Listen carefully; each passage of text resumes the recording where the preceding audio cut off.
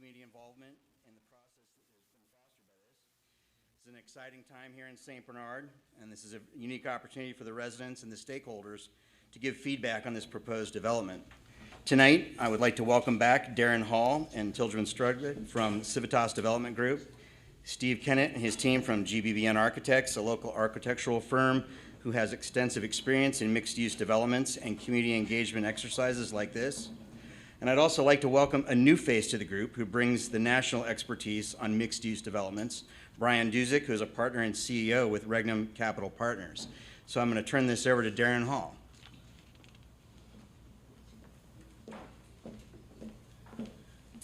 So good evening again, everyone. Thank you again for coming back. We're excited to get back in front of you again and continue the work that we're trying to do to come up with the best development project, which will be the best thing for St. Bernard. And we look forward to all of your feedback as we work through this together. This is the second of 3 meetings, so if you don't get it all in today, there's more time to talk and understand. So what we're going to do today is we'll have the introduction of the team. You didn't meet our partner, Brian, yet. He's going to come and say a few words about what he's done and where he's done it and how he works. And then we're going to review a little of the material that we went through in the beginning of last week for those of you that may not have been here. Then, number 3, we asked a series of questions last week. We've gathered the data, and we're going to let you know what we heard to make sure that that's right. And then we'll get into the next phase, which is 4 initial site concepts. And what a site concept in our vocabulary is we have not decided anything. These are just massing designs that show what could be possible, but there's no final design on anything that's been done yet. So think about it like that. You'll have a chance to tell us what you think about all of those. And then the next steps, we'll have question and answer period, and we'll do what we did last week, and look forward to keeping this dialogue going. So next. So again, this is me. You know, I showed you last time some of the projects that we've done, and I showed you this because community development, it encompasses all kinds of things. So there needs to be housing, there needs to be commercial, there needs to be apartments, and there needs to be jobs. We're not talking about industrial, we're not talking about necessarily commercial, we're not talking about building houses. These are just some of the projects that I've done. On 4255 is in North Side. The one in the middle is one of the 25 houses that we built with the Land Bank in Columbus last year as a project, and we've got 25 more coming in the Evanston neighborhood in Cincinnati. All of those were market rate for sale houses. So for some of you that ask questions about, is this low-income projects, that's not what we're doing. That's not what we're proposing for this site. And the last one I thought is pretty cool is that is one that we actually built. It's a modular house. So the house, that product actually came from Vandalia, Ohio. So you do the site work, and it comes on trucks, big trucks, and they put it together on the site. Those we did, Taylor, what did we do? 6 of those in Walnut Hills last year. And those is really cool because they're more energy efficient. But I won't geek out on that. So, okay. Yeah, well, they sold already, so that's good. So the next slide. So this, I think this is where Brian should talk, and Brian can come and tell you what he's done and what he's planning to do and why we're here and how we all work together for the benefit of St. Bernard. Thank you. Thank you. Well, good evening, everybody. Brian Dusick again. A lot of words there, not a lot of pictures, but I can talk through some of my experience. So my background is really in design and urban planning. I've been in the development business for about 20 years in the Midwest and on the East Coast. I currently reside in the Twin Cities of Minnesota, and a lot of my experience, a lot of my work has been in that market, in the Chicago and Milwaukee markets, as well as the DC and Baltimore markets. My experience really ranges from a lot of mixed use, the exact type of development we're talking about here with St. Bernard today, really a mix, the mixed use of multifamily housing combined with either retail components, public space components, either parks or special amenities like that, sometimes office as well as hotel hospitality, just again depending on the site. But I think the one thing I wanted to leave today, just as an introduction, is I really approach, when it comes to development, I really, developers come from all kinds of backgrounds. Some are bankers, some are rich kids from rich families, some are, come from the design world. I come from the design world, and because of that, I really lead the development process with design. So this process you've been involved in the last meeting tonight and in the future meetings that we're having here, really approaching this from a design standpoint and making sure we get it right, for the community, not just for the developer and the dollars and cents of the development, but for the community as well, is really the most important thing, which is why we're doing these meetings here today. So I'm excited to be here and look forward to continued dialogue tonight and through the rest of our meetings. So thank you.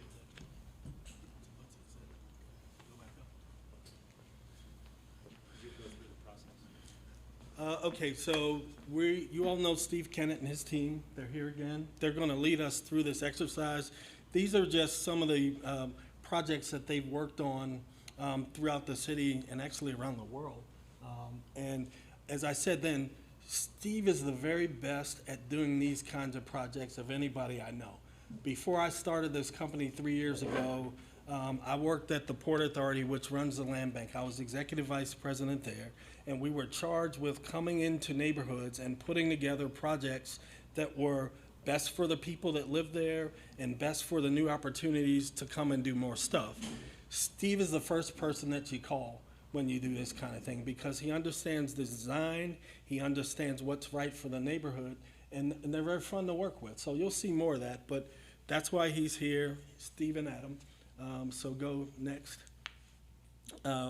So again, we talked last time about what's going to happen, right? So here we're in this phase one, this conditional award redevelopment design to developer. That's a mouthful, right?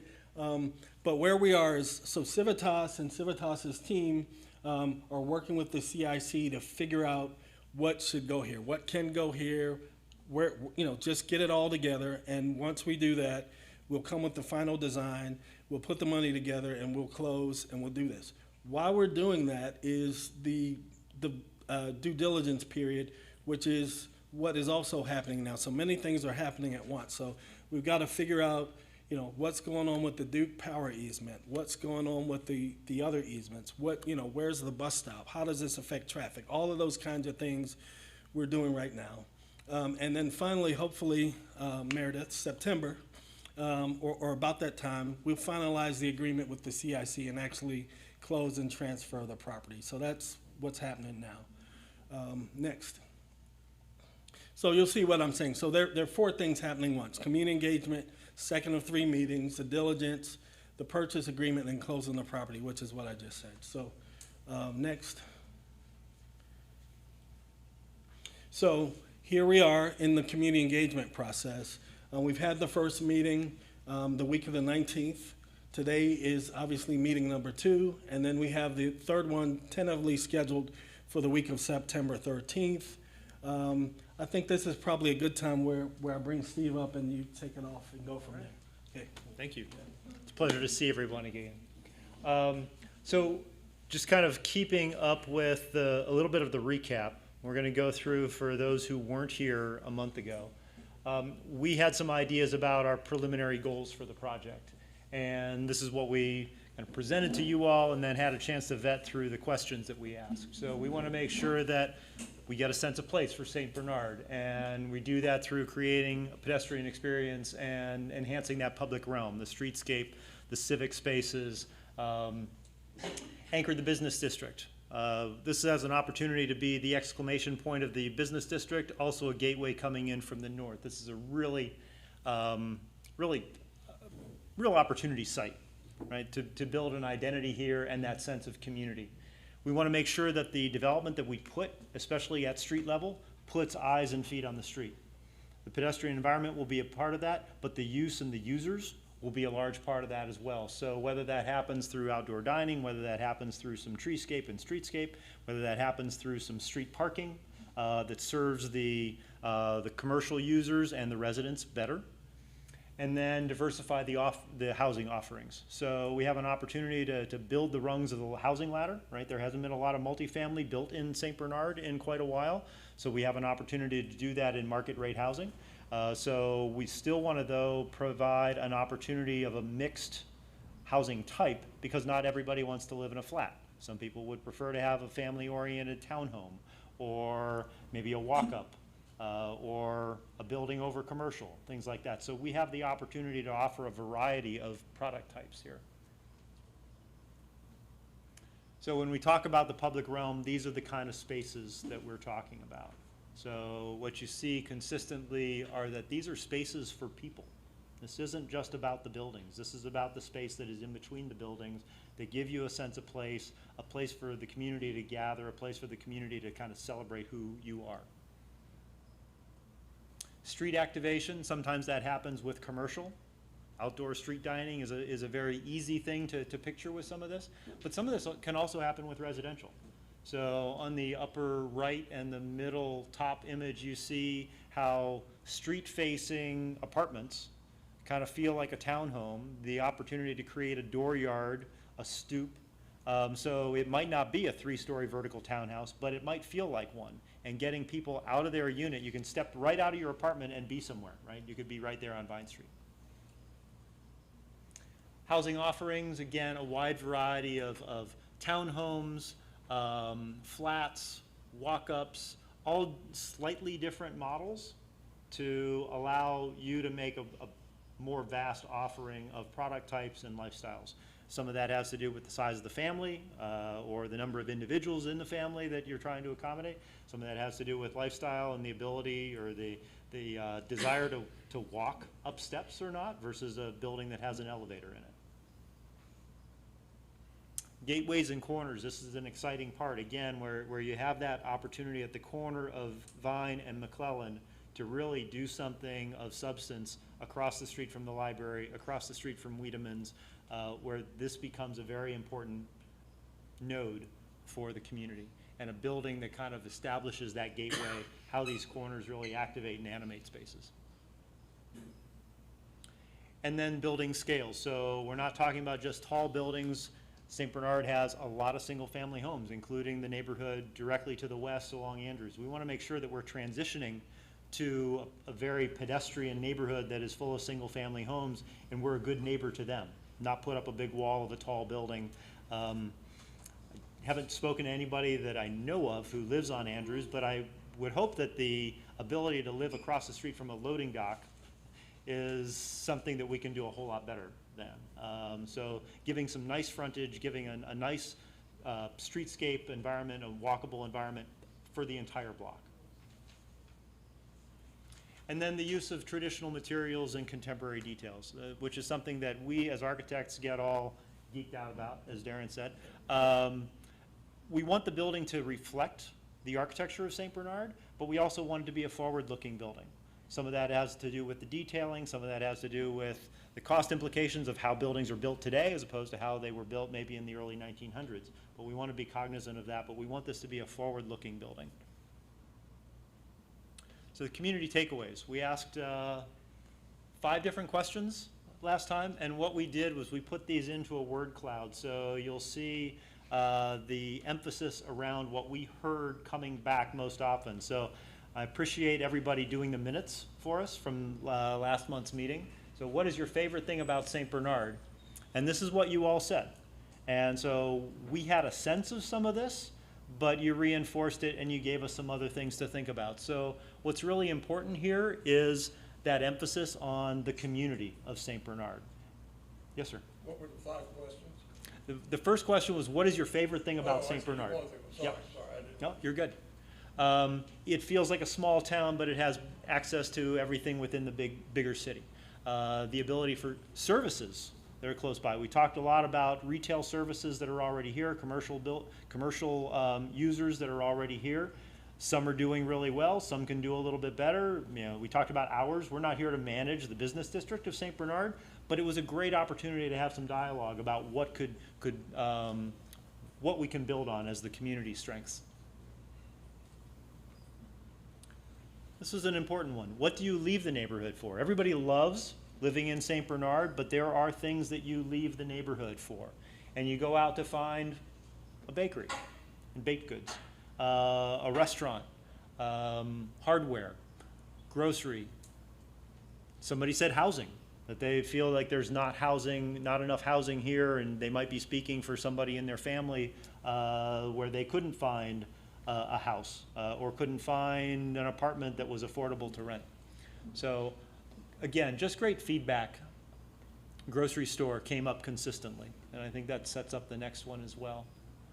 So, maybe two. The third question was, how would you describe the Heritage Hill Business District? So the central business district of St. Bernard, how would you describe it?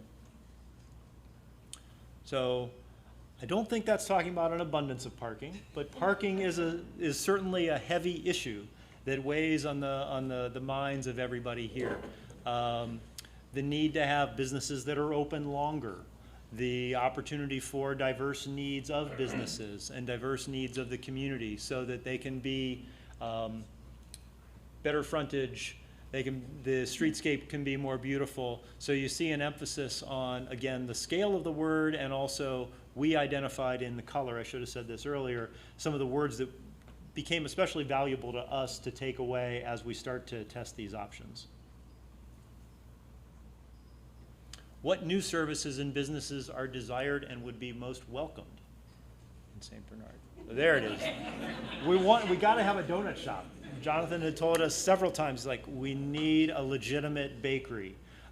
We need a place, and it's not about the donuts, right? It's about the place to get, well, maybe it's about the donuts too.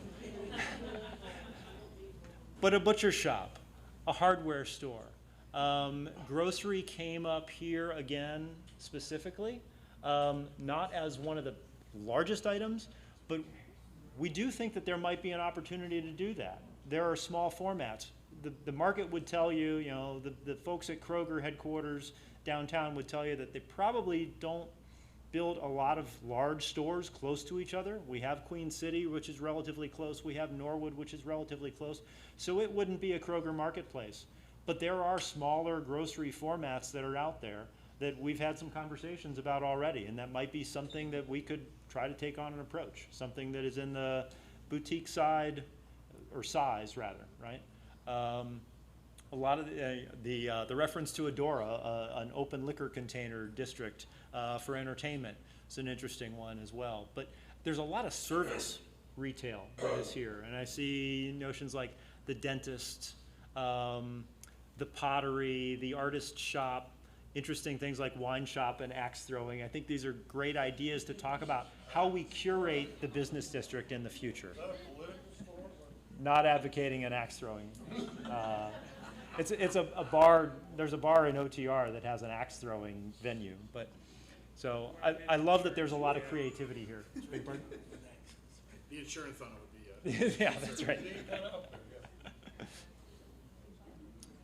And then we did ask one last question about the billboard, and we didn't know exactly the history about it. Jonathan had grabbed me and said, "Yeah, billboards taken literally." So it was a good question that gave us a chance to hear again about the sense of community that is built in St. Bernard, how welcoming it is. But people took the billboard notion very literally, and some people took it so we didn't get quite as much out of that question. But coming out of those 4 questions that we did have, we added to our project goals this notion of creating a destination that serves as a community amenity. Some of that was already embedded in the ones that we brought last time and talked about already.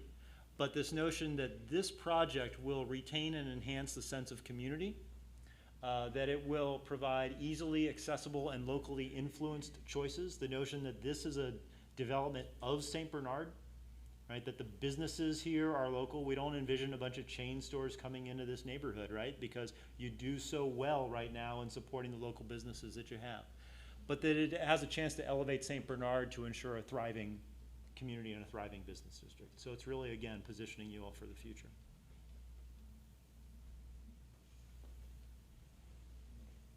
I'll invite Adam to go through some of our concepts here and set that up. Yep. So with that, again, I'm Adam Fosnall. I'm with GBBN Architects, working with Steve. So to maybe start by orienting ourselves to the site again. The site is what's outlined in red here at the upper portion of the screen, where the large surface asphalt parking and strip mall is occurring. A couple things that really stand out about the site are that the Heritage Hill, the business district, is just to the south, and it starts to die off as soon as you turn the corner around Wiedemann's. It sort of just dissipates into surface lots. So one of the things that we've been wanting to do is to sort of strengthen that, create an anchor that extends the business district and also serves as a gateway when approaching the site from the north. It's very apparent as well that when you look at the site, there's lots of greenery and trees throughout St. Bernard, but what you see here is just a giant sea of asphalt. So while we need to provide parking for the retail space and the apartments and so forth, we want to do it in a way that landscapes it and creates a welcoming presence and not an eyesore.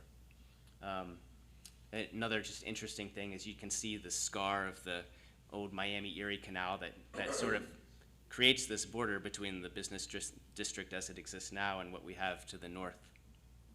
Next. So this is a three-dimensional view of the site, and what we've done is outlined in yellow, diagrammatically, the sort of boundaries of the site that we're dealing with. And so there are a few limitations, and there are a few existing buildings that are part of the project. So we have the post office that will be remaining to the north. That's going to remain in its existing capacity. There's a provision to provide parking for them that we will be accommodating. The office building on the southwest corner and the Skyline building, those will be staying and those will be remaining operational. And so while the yellow line sort of shows that line right up to the perimeter, the reality is that there are contractual obligations and limitations that we're just defining what is in play here. And it makes sense for both the benefit of the project to use these existing buildings and services as assets, and hopefully we come with a partnership that benefits the existing functions as well. Next. So a rundown of the program. We're looking at approximately 200 apartments or different housing typologies, a combination of apartments, townhouses, flats, walk-ups, oriented within the site. We're still sort of toying with the exact ratio that those would be, but we're looking at about 200 units. We're looking at, we had identified about 5,000 square feet of retail commercial space, and based on some of the feedback we got last time, we think it probably makes sense that we could support up to 10,000. So maybe 5,000 to 10,000 is sort of the range that we're looking at right now. Obviously, that would be a little more, as Steve said, if some sort of grocery store became in play here. Looking at shared green space, public space that is accessible to the community that can be serving as an amenity, and then parking to support all these functions. So with that, we've looked at 4 options that are really kind of studies, massing studies or conceptual studies, just to understand how this program fits on the site and how it can be oriented and some of the things that each one does. And so none of these are final. We've shown these mostly to get feedback. None of them also are like, this is what has to be built. You can always play a little Frankenstein, and so the final solution is going to be some sort of hybrid of what we're showing here as well as what the information that we're gleaning through this engagement session. So the first option really revolves around the idea of creating this civic kind of plaza or green space on the southeast corner, right on Vine and McClellan. So that would be what's shown right here. All of the options are color-coded similarly, so what you see in orange would be apartment buildings, 4 stories apartment buildings with an elevator and stairs inside. What you see in purple would be walk-ups, so these would be buildings that have 6 to 8 to 12 units with a stair that is walking up, so there would be no elevators in those. And then we have a townhouse model that we're showing in light blue. Those are the 12 units that are next to Andrew Street right now. So this option creates a strong presence along Vine Street. The primary access to the site would be mid-block on Vine, sort of aligned with the skyline. We're creating the civic green space that we talked about. And then walk-ups, we're framing walk-ups on the northern side and allowing that parking associated next to the post office to serve as sort of circulation and also some some spillover parking.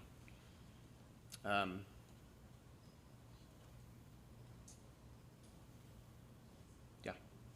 Next. Oh.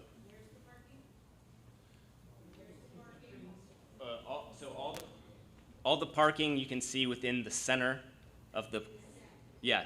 So if you get a little closer, you can actually see the parking spaces. So we think it's important to create a strong presence around the perimeter.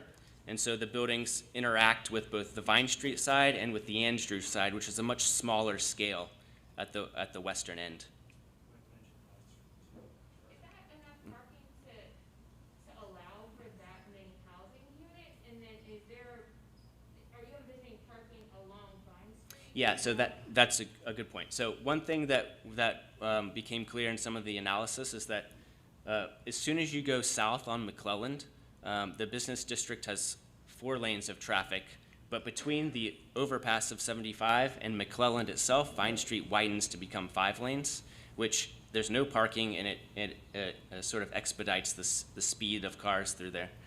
So one thing that we would want to do, or want to consider doing, is providing off-street or on-street parking that would both benefit the retail and also hopefully slow traffic down along Vine Street.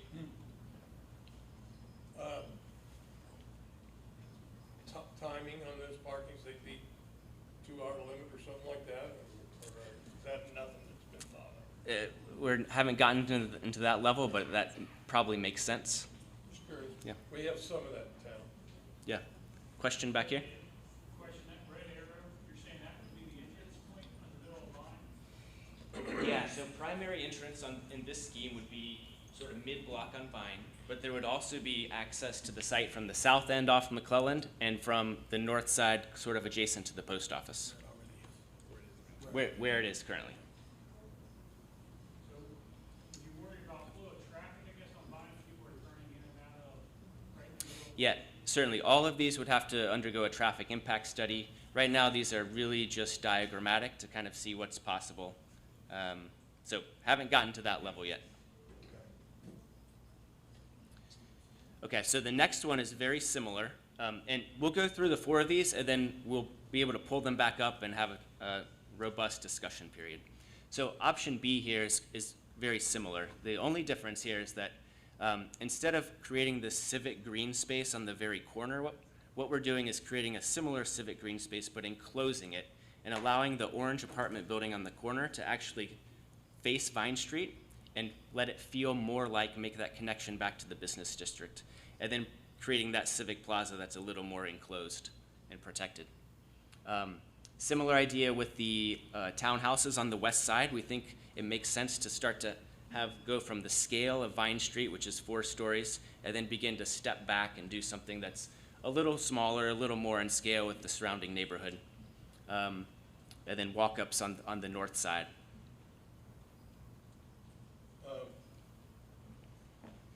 As I look at this, if every one of the apartments you got counted there as one car, there's not enough parking right there just for the residents. Well, so we're targeting about 200 units. We're still, How many parking? this scheme has 250. 250. Yeah. So That's if each one has one car. that's if each one has one. And likely they'll have, the ratio will be 1 to 1 1/4. This thing will still be massaged a bit. This is just sort of conceptual organizational schemes. Sounds like a gift. Sorry. So I think what to think about in this part of the conversation are the things that you like about a series of buildings along Vine Street, how you feel about density.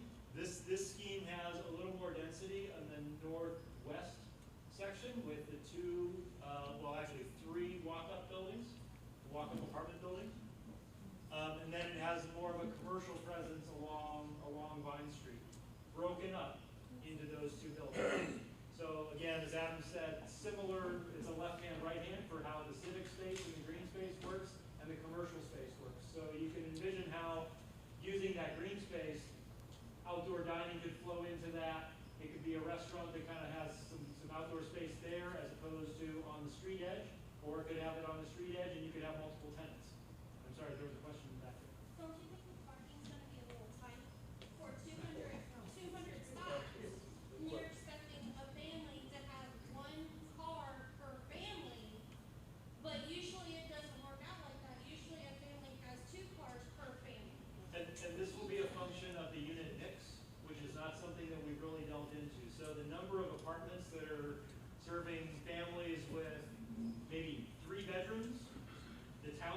will offer probably 2 cars embedded within the building itself.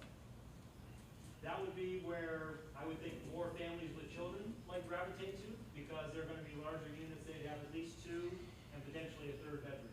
We haven't figured that out specifically. In the flats, they're probably more 1 bedrooms and a few 2 bedrooms, so your ratio is different. So a lot of places they would serve and identify a zoning requirement that is not number of units per, or number of parking spaces per unit, but number of parking spaces per bedroom. And I get that, but then you're also talking about putting businesses underneath the apartments, which is gonna cause more parking issues, because you're gonna have parking for families, but then you're gonna have parking for public in the same parking lot. And our goal is to make sure that we are parking neutral, in that the overall site will support the amount of commercial space, the amount of residential space, and some level of civic activity. So, but this is a larger ecosystem than this site, you know, within the village of St. Bernard. So these are very preliminary, so we're gonna have this conversation about the strengths of each of the schemes, so we can get your feedback about that, with the assumption that whatever scheme we choose, or whatever hybrid we generate, we'll have a chance to evaluate and make sure that the parking is massaged to meet your needs. Do all of these also keep the bus stop that is currently along Vine Street? I'm so glad you Yes. said that. Yes. Great question. Say it again, please. Do the bus stop, I was wondering if all of the options keep the bus route that is still, that stops Yeah, along Vine the- Street? The bus stop will be maintained. It may not be in its exact location, but it will have a presence on Vine Street, and we see that as part of the circulation strategy. Do you all plan to build some sort of structure for that bus stop? Because right now it's sort of just a bench, but a lot of people use it. So is it going to be built out as a part of this, or is it still going to be just a bench, just a stop? Specific, the detailing of that is yet to be determined, but the notion of making it a real bus stop is also a means to address the need for parking. Because if some of the residents who live here actually don't need cars because the public transit is easy and flexible to accommodate, then maybe we can pull our ratio back. But keeping a bus stop on the site is an imperative. So you see that large space in, below the number 1, that is where it would be a dedicated bus lane, so it wouldn't be that the buses are having to navigate between parking spaces. The other thing, Steve, is that we will work with SORTA to figure out, because it's their bus stop. We'll do what they want to do that makes sense for our development too, so. So option C is a little different. So what we're doing in this one, we're still having that strong presence along Vine Street, sticking retail at the bottom of it, doing some version of a civic green or plaza on the corner, but extending it back and stepping the building back a little bit so you get a little more relief and it becomes a little more of a welcoming corner rather than fronting a building directly on the corner at Vine. This option, the primary access to the site would be essentially in line with Ross Avenue. So as you're coming down Ross, not only could you drive through the intersection and enter, but you also have this visual connection that allows you to sort of see into the site. But at the same time, it would not be a throughfare back into the residential neighborhood at Andrews. So it's just a visual connection in the primary entrance. Still providing access over by the post office and then on McClellan. In this version, where the other townhouses on the west side were all kind of fronting Andrews Street and becoming part of that neighborhood, this version sort of collects a cluster of townhomes to create this kind of feeling of centralized park for those units. And similarly, while we have retail on the building here on the corner, the idea behind that green space is that you're sort of creating those apartments within giving it this kind of park-like setting. Again, this is 3 kind of volumes or masses along Vine Street, so nothing too big and overwhelming. We're breaking it down into sort of smaller configurations, and then walk-ups again on the north side.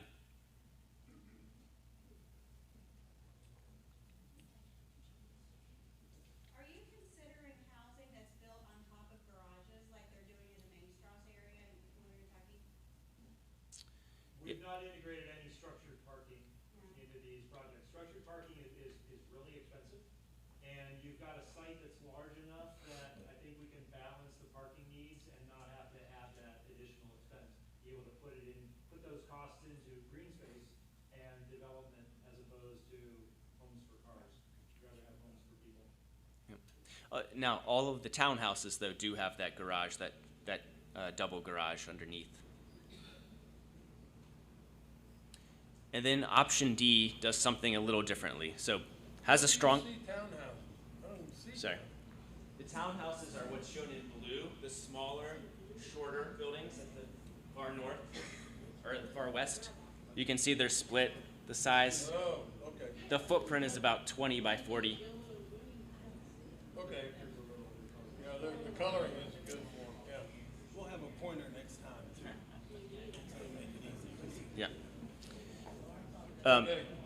So this version now extends our apartment bar all the way to the northwest corner, or the northeast corner of Vine Street, which does a couple things. One is it creates a really efficient footprint for the building. It also begins to have that strong anchoring sort of gateway symbolism at the north side. So when you drive in from beneath the overpass, you're welcomed with a building of substance that says, "Welcome to St. Bernard." Vehicular access is, again, sort of mid-block aligned with Skyline. And then what we're doing in this one is taking a larger footprint for the retail that's on the corner of Vine and McClellan. And so this is the version where if there does become something that's a smaller grocery, or something that needs additional square footage. So you can see in this version, all the other ones had about 10,000 square feet of retail commercial. This one has 20,000. And then stacking apartments on top of that. Still having a little bit of a green space, a civic plaza on the corner, but peeling it away from the corner of Vine Street, making it welcoming, and a little more about the retail commercial space there rather than the apartment building itself. In all of these, you've seen there will be parking, surface parking, but we're going to try to landscape it, add trees, make it a welcoming place to be. So especially units that look out onto it aren't just looking out over a sea of asphalt. And then the last thing to note about this one is the organization of the townhomes, again on the west on Andrews Street, where the first ones were sort of part of the community, all facing Andrews. The second option we just looked at had them kind of clustered around a central park. This one clusters them, but is really sort of a hybrid. So it's part of the Andrews community, but it's also part of this project, which is a sort of interesting take on how to organize it. So the green space between those kind of winds up being a muse, if you will, for the two pairs of townhomes, or two pairs of 5 townhomes. Something else worth mentioning on this one is along Vine Street, as Adam described, the long bar, that's a 4-story building with some commercial at the street level. At the end cap, at the McClellan and Vine, we've shown that more of a podium approach. So a larger series of tenants, users, could be a grocer, could be a combination of restaurants, et cetera, retailers. We would do 4 stories of residential apartments on top of that. So that would actually be a 5-story building, which currently is not within the zoning allowance system. But we wanted to understand how you all feel about density. We know the density is a driver here, but density to what degree? So we wanted to at least show this as an option.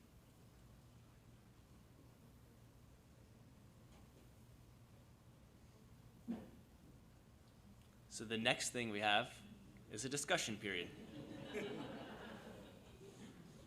So we can go back and we can refer to any one of the schemes. We have no options of their single dwelling homes? There's no single family homes separated. Townhomes would be the most similar thing to that in this current model. Why? Density, size of the site. So I think that's actually very intentional. One of the goals of the CIC, and I think of the village as a whole at this point, is to provide a more dense option. Sorry, I'm not speaking loud enough. Is to provide a more dense option here. So, as many of you are probably aware, the last 50, 60 years, St. Bernard's population has been on a slow but steady decline, and we are going to continue on a slow and steady decline if we do not, again,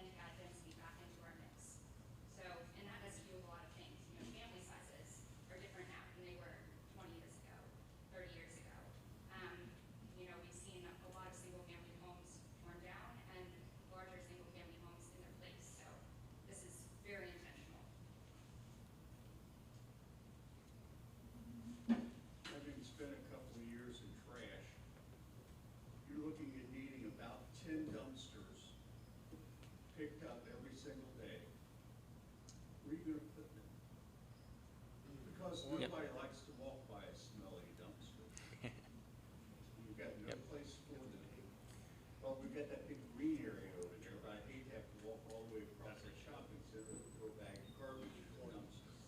Sure. So those are absolute necessities that will be incorporated into any of these schemes. And routinely, we work with Rumpke early on in projects to talk about the frequency of pickup, the right size, the right number of locations, and we would do the same here.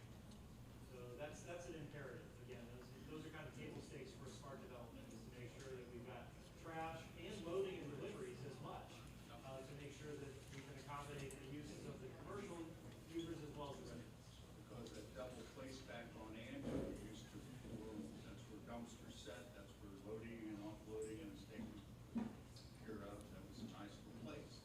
Instead, couple of people that. It was, yeah, it was functional for the shopping center, I'm sure. So just as an example to this question, where on that diagram would you foresee those dumpsters? Part of this depends on what becomes commercial tenant space, because they have different drivers than the residential. But typically, we would incorporate dumpster enclosures, we take a couple of parking spaces and we would fence that off. The loading would probably be coming from more the main corridor. We set up the circulation path so that there's a north-south axis, plan north in this, but that line of primary where the red arrows would be, that would be where servicing would be coming in. That would be where trash trucks would come in and do their pickup. So we do our best to get that as close as we could to that, as opposed to fronting on Bond Street. Yeah, and one thing, we've done many multifamily residential and other projects. One thing that we always try to do is understand where the trash is and then treat it in a way that doesn't look like a dumpster bin. You know, whether it's through screening, whether it's through integration with some of the site or landscaping, that'll be a high priority for sure. In all your designs, have you taken into account when we have talked with the CG&E or whatever, who owns the big electric pole that's in the middle of the parking lot right now? We have not spoken with Duke yet, but based upon our other experiences, we do know that there's an easement. That came in the legal documents that we were given from the CIC, along with parking easements that are required and legal easements. We've moved plenty of power poles for Duke and for the phone company in the past, and it's not an insurmountable task. There are other paths that we could use to create that, and depending on which scheme we're looking at, right, this would allow that easement to remain. So it's a cost burden that the project would have to defend and compensate Duke for, or Duke would actually have the opportunity to have this many more residents and businesses, so they might come to the table and help make that investment. So just as another point of information, we had that call yesterday. We reached out to Duke. And the project engineer for this neighborhood, this park, is on paternity leave until September. So we found out who his contact is, and we've left messages, but we're going to begin that dialogue to see what's possible, what it could cost. And we also understand that the mayor and the CIC had that conversation last year also. So we'll get to the bottom of that. But yeah, but we are thinking about it a lot. Just a question about, 5 years down the road, who's managing these properties? And examples of other, active properties that they're currently managing. Sure. Yeah, so as we develop the project here, we will be getting together both local and national property management companies. We'll be interviewing those as we get kind of to the next stage.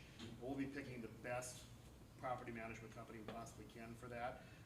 One thing with apartments, very different from single-family homes that a developer comes in, develops and sells, or a condominium that a developer develops and sells and kind of, for lack of a better word, kind of walks away from the project.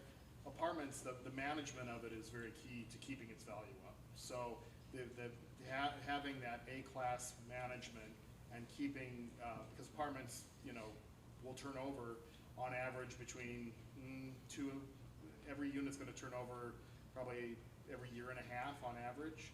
So, and I say year and a half because some just go 1 year and then they turn over, some will go 2 or 3 or more years. So the average for a large development is about a year, year and a half, just under 2 years. We're gonna need to keep that management up in order to keep releasing and keeping the value of the property up. So it's a very important question. We're just, we're not to that stage yet, but we'll be there soon. But we have had conversations, we've had a call from all the big property management companies in town already are calling us, trying to get into that conversation. All the good ones. Talk about the, development agreement. What's the details of that? Who owns it? Who maintains it? So the Who development, owns the property? the development team will own the property. The development team will hire a national property management company to make sure that it's done right and done for the benefit of, not only for the development, for the benefit of the community. We'll do all of this together, so. Who owns it? Who presently owns the property? CIC.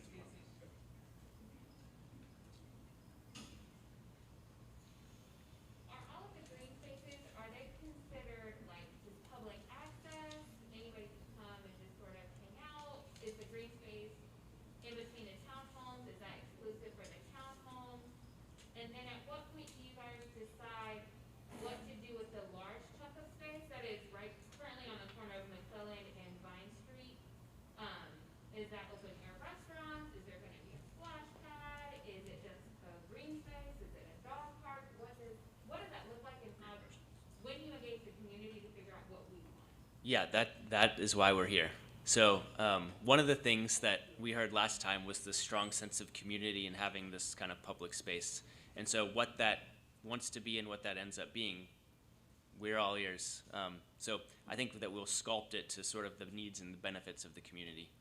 But again, the green space in between the townhomes, does that belong to the people who own the townhomes, or is that effectively a part of this conglomerate where Yeah. people who are eating, they can sort of hang out there too if there's been.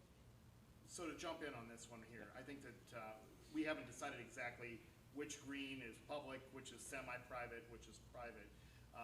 But I think the answer to your question is yes. I think there's going to be, some are going to be public. Obviously, the corner is going to be, likely a public space. Whether that one, the one by the townhomes is semi-private, whether there's patio seating there for some of the restaurants, we haven't determined that yet. But those details will get worked out for sure. But I think the short answer is there will be spaces that will be public, there will be spaces that will be just for the residents, and then there might even be spaces, especially by the townhomes, that are even just private for each individual townhouse. So, I think depending on the the layout. scheme that we're looking at, the size of the green space changes. So depending on what you want to see happen in that space, you mentioned the splash pad, people have talked about a dog park, those uses can wind up getting located in the best possible place with the most possible features. Feedback, maybe not a question. I like this scheme a lot, specifically because of that corner green. I can imagine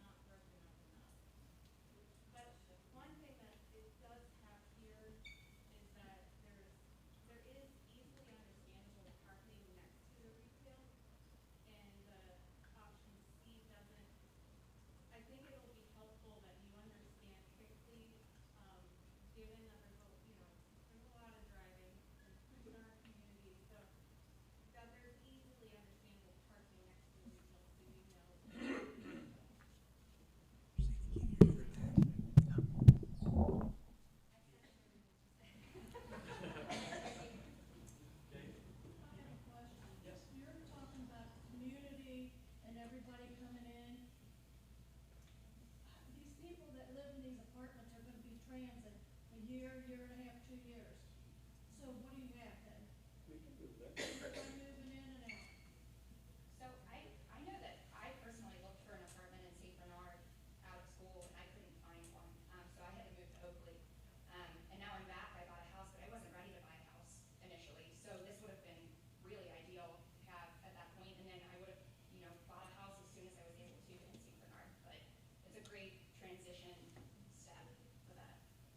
Yeah, I would add to that, my mom just moved out to Anderson because she really couldn't find a place in St. Bernard that was a walk up, didn't have more than 10 steps. She would have loved this. And I've had 2 or 3 other people say, let me know as soon as they start leasing because I'm really interested. Huge St. Bernard people. Yeah, so our goal with this, I'll get to you in 1 second. Okay.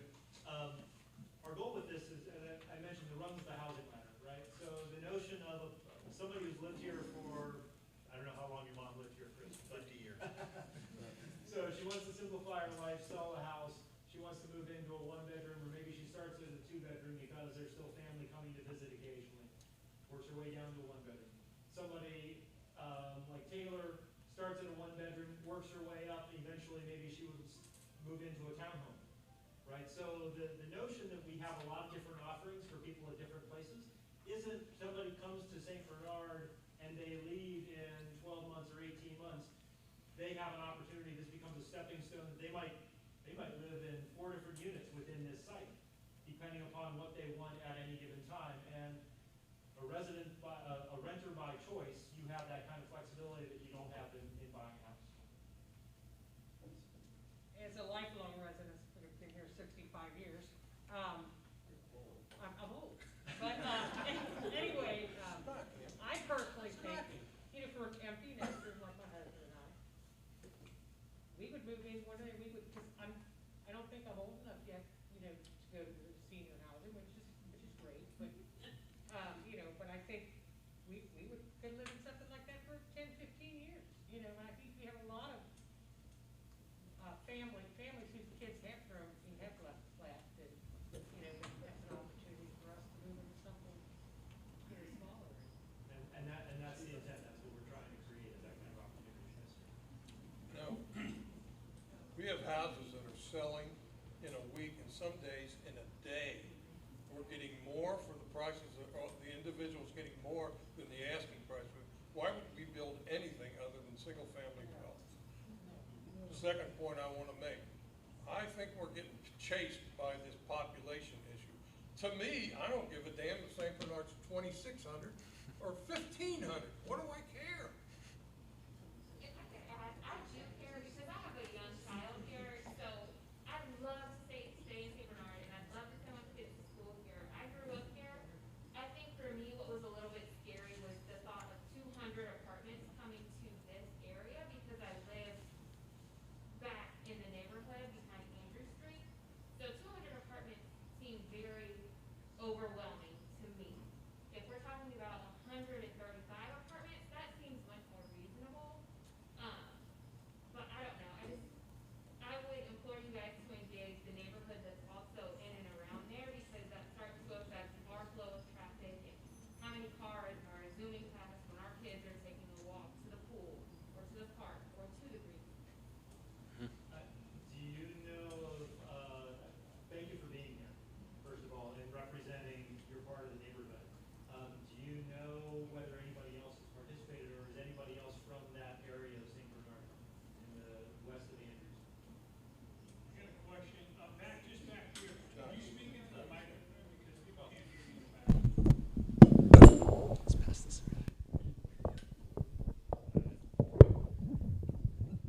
So my comment was, I just thank this woman for being here, and she was saying that she lives on the west side of Andrews in that neighborhood. And I was curious whether anybody else from that neighborhood is here. We've tried to canvass the community as best we could and get the word out about these meetings and invite everybody here. So I love that we've got people who live in different neighborhoods, and I'd love to have the perspective of people, especially from your neighborhood, as we talk about traffic and the ability to manage traffic. And I know, the scheme that we're looking at right here with the Ross entrance to the development, which uses the Duke easement that we were just talking about and breaks up the massing of the building a little bit differently. But it's not a throughfare, which is something that we had already gotten feedback on. So the hope is that really it's not impacting that neighborhood very much because it's relatively contained for vehicular traffic. Now, folks who live in the townhomes along Andrew Street, they can walk to the west, they can walk to the east, et cetera. But I'd certainly invite you and your neighbors to give us some feedback and some preferences. Are these all rentals or townhomes or anything gonna be like for purchase or can you buy them or is it all rental, all units? Currently, we've talked about a model that is built on rentals, which is not to say that the townhomes could not be fee simple, and they could be a stepping stone into, attached townhomes and could be owned with the plot of land that they're on. But currently, we've talked about everything being rental.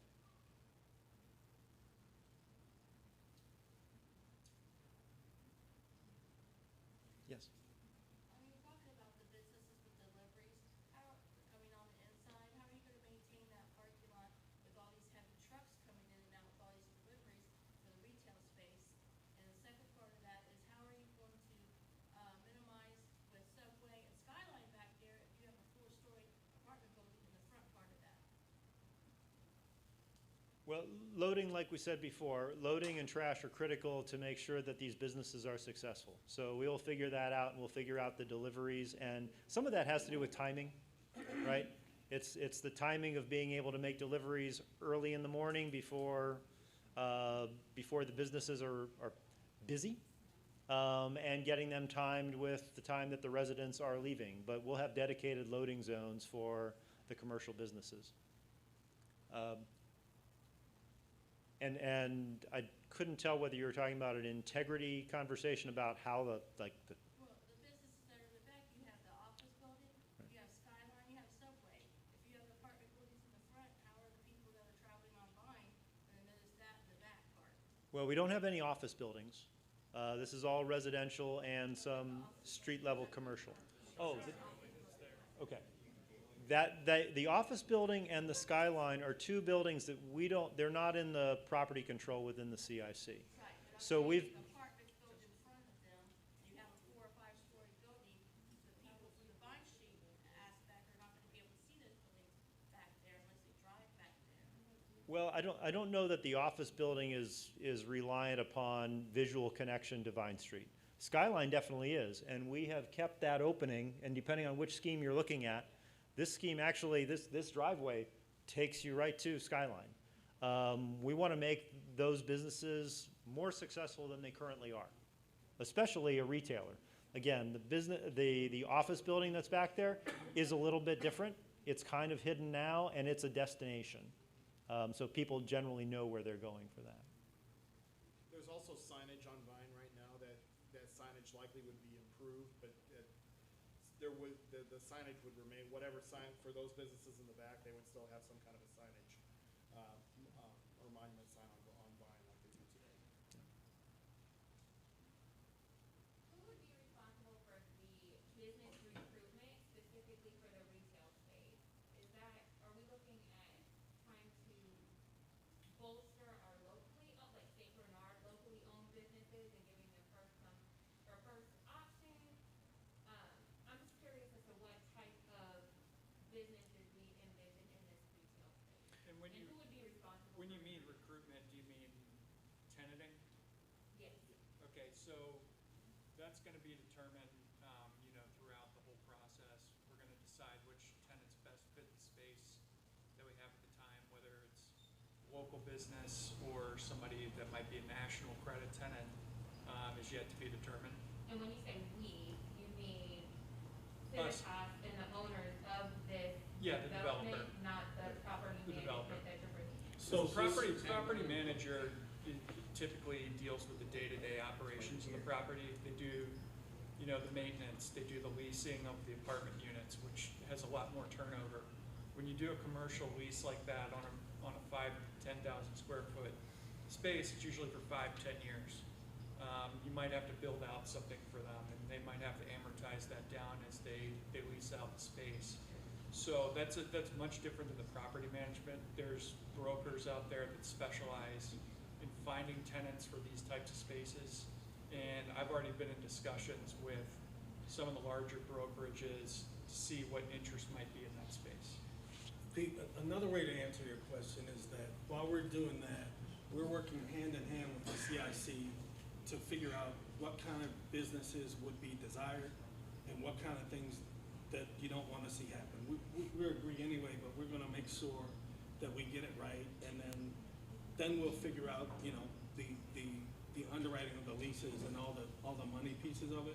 But in terms of finding it, we encourage you guys, if you have any thoughts about businesses or any connections with people that are looking for space, that's when you reach out to Taylor or any of the other CIC people or even us, so that we can all figure out how to make this the best thing possible. There won't be another chili restaurant, I can say that. We haven't shown where the donut shop is going to go yet either, but certainly. We have no control. We have input. Yes, sir. I have a question. I'm fairly new here. Who owns the shopping center across? Is it the CIC or the Dollar Tree? Because if you go south of Vine, you see this nice area, and then you look over your shoulder to the other side, and you see kind of what we have now. And I was just wondering, you know, is that going to play into this revitalization at some time, or I wasn't sure who owned it. Yeah, since it's not in the CIC ownership, we can't really answer what the future holds for that Right, site. that's why- We can talk about the fact that Long John Silver's came down last week, Yeah. right? But then you see this real nice development, and across the street you see this, yeah. Development is a slow game, Right. and so, And I yep, just needed to know who owned it. yep. But Steve, question, and I don't know who it's for.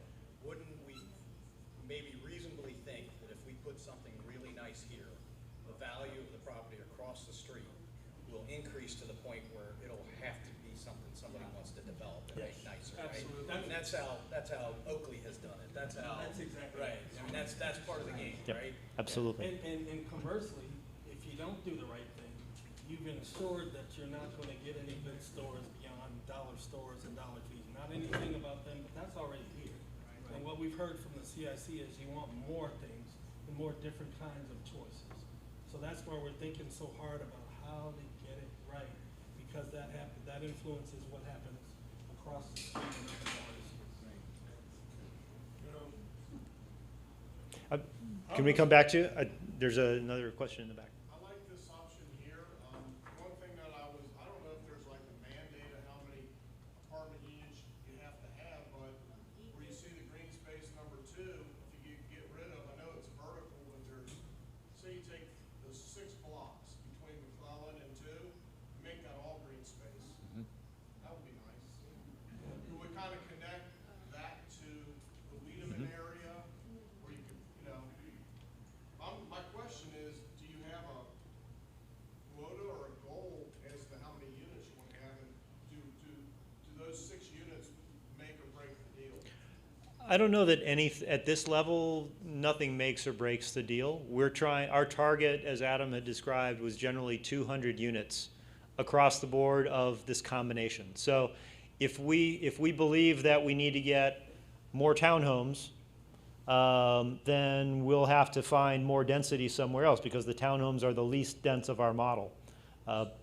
So that 200 number, is that playable, 10% this way, that way, or it's gotta be 200? Yeah, that's It's why flexible. it said plus or minus 200 units on the first slide. I don't know if you caught that So right you there. can't move off of that number? No, it said plus or minus. Plus or minus, yeah. It's ballpark, well, we're gonna have to work around the maximum allowable density, which is already there. I forget what it is, how many units per acre. The FAR is. But yeah, that's. I think we're well under the FAR as a max. I think one thing about the building that you were just describing, though, around 2 is, as we're currently showing this, it's a building with an elevator. That gray box in the middle is an elevator and stair core. And when you're planning around infrastructure of a building that is, even if it's only 4 units on floor level, you still have an elevator, you still have to have 2 stairs. So we're trying to make the buildings as economically efficient as they can be without them being too large or too overpowering. So, Obviously, yeah. economical, right. Yeah. I just thought it would be a nicer connection to. And I think what you just described is maybe a riff on one of the earlier schemes, one of the other schemes that we had showed. Well, that's what I was just gonna ask, that the mix and match, like Mhm. I agree with the one lady over there about it might be a bit much of everything, but I thought I liked the idea of number 4 on the corner, basically for the green space, but also for the retail issue. Like if that would help us get like a smaller brochure or something like Mhm. that, if we did that. And that's what I'm saying, maybe play a little bit with 1, Right. 2, and things like that. See, I like that one, and I like number 2 on the bigger end. So how do folks feel about a taller building, a 5-story building along Vine Street as opposed to a 4-story building? 10 stories, 20 stories. Higher the better. Skyscraper. Well, that ought to keep saying. Yes. There's a development along Hamilton Avenue that looks like that. It's just a flat facade, and it's just ugly. It's terrible. I would rather see a taller building broken up, because that, to me, is just not. Well, obviously you can't take this diagram literally as architecture, right?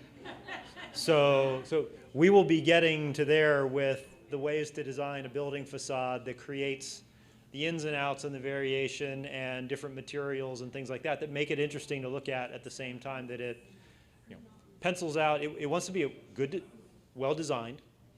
It wants to be financially feasible to the point where it can happen. And it wants to be, a building that is well loved 20 years from now as it is when it goes up. Because we want these buildings to age well. We want them to fit into the fabric, and you've got great fabric here in St. Bernard already.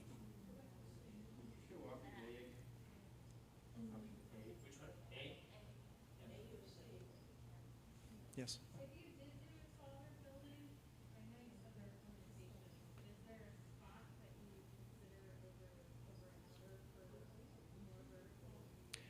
I think it would be that, somewhere near that corner, that southeast corner of the property, to be closest to Vine and McClellan. And I would add to that, because the topography already steps up as you go south on Vine, it sort of makes sense to step up the building. And so it won't appear out of scale, because when you see it from north on Vine, it will actually be lower, even though it's taller, it will look lower than the buildings to the south. Are the retail spaces, are they the entire lower level, or are they broken up? You can't see the backside of the main building. Yeah, How is that? what we're showing now in this scheme where we have about 10,000 square feet of retail is retail on those 2 corners at the end caps to kind of wrap around the green space. And then the balance of space that changes color would be residential that actually comes down to the street. So they would be double-loaded corridor apartments, but they would have a street-level entrance, kind of like some of the townhome feel that we were showing in earlier images. Yes, sir. So typically when you have a residential area sort of that compressed, it has an increase in crime. So are we gonna see, more police? Are you gonna provide private security? How is crime gonna be handled? That's a great question. I don't know that we've seen what you described as an increase in crime that it results in density. There are plenty of projects that are high density that, because they're managed well, because they're tenanted well, that they don't bring crime to the neighborhood. And that would be our goal here, is through the property management folks that they were just talking about and are talking to. This kind of space is obviously easier to control than it would be in a overall housing development. So, and of course, the design of this will be very well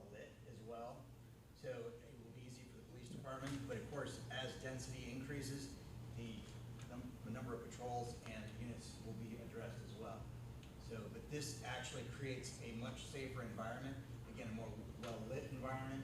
So I actually think it will help complement the backside as well. Yes, sir. Does our fire department have some limitations on how high they can handle a building in St. Bernard? They can access 100 feet. 7 stories is usually the max for a fire Yeah. department. And we're, obviously, we're well under that. We're showing 3-story, well, 2-story townhomes. They could be 2 or 3, depending upon, again, a market study. We're showing 3-story walk-up apartments that would just have traditional stairs only.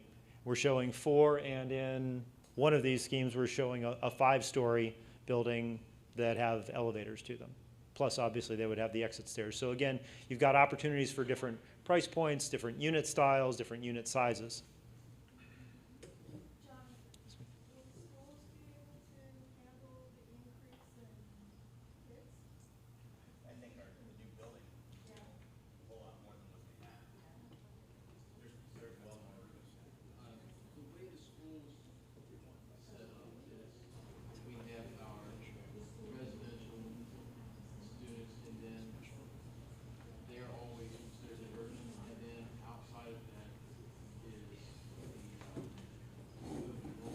well, if you're more dense in residential students, then you're less dense in open enrollment. Yes, sir. Question, when you guys built your pro forma, your budget for this, what's the average price per unit you're using for these rentals? We're still in the process of building that because a lot of this has to do with how many units we get. But I'd invite Darren and Tillman to give some feedback on that.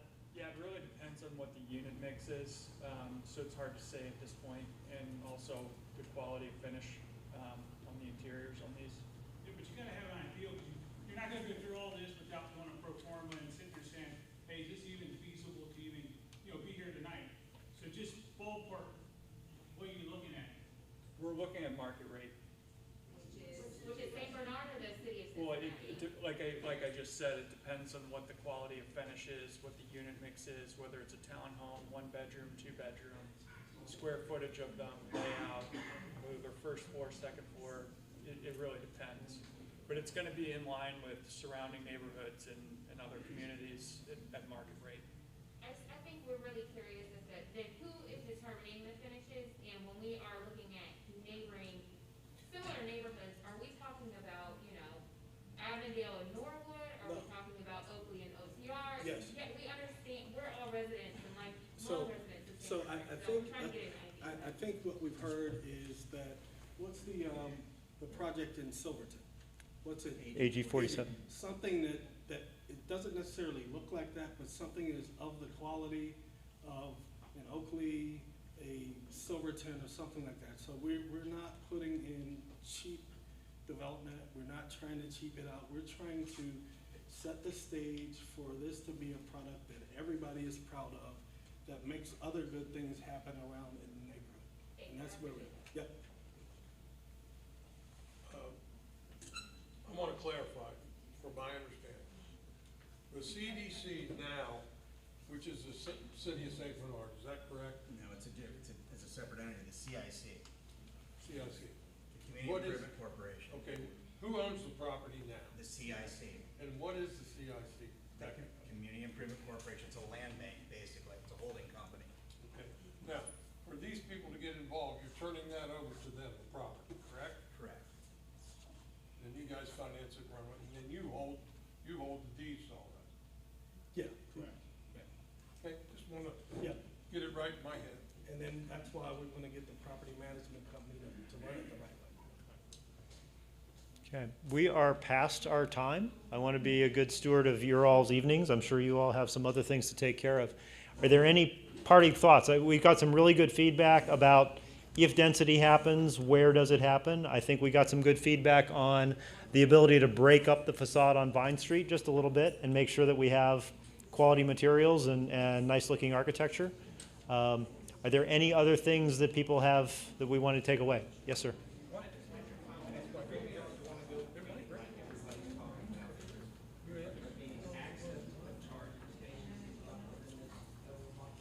Absolutely. I mean, actually, I can't think of any project that we've done recently in the last couple of years that has not included charging stations, certainly within a parking structure. As for ways to include them on site, I still think they're becoming much more accessible.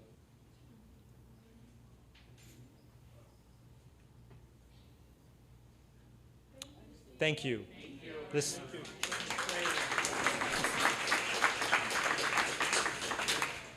We'll make sure that word is out for the week of the 13th, just to let everyone know when this next meeting will be. Thank you.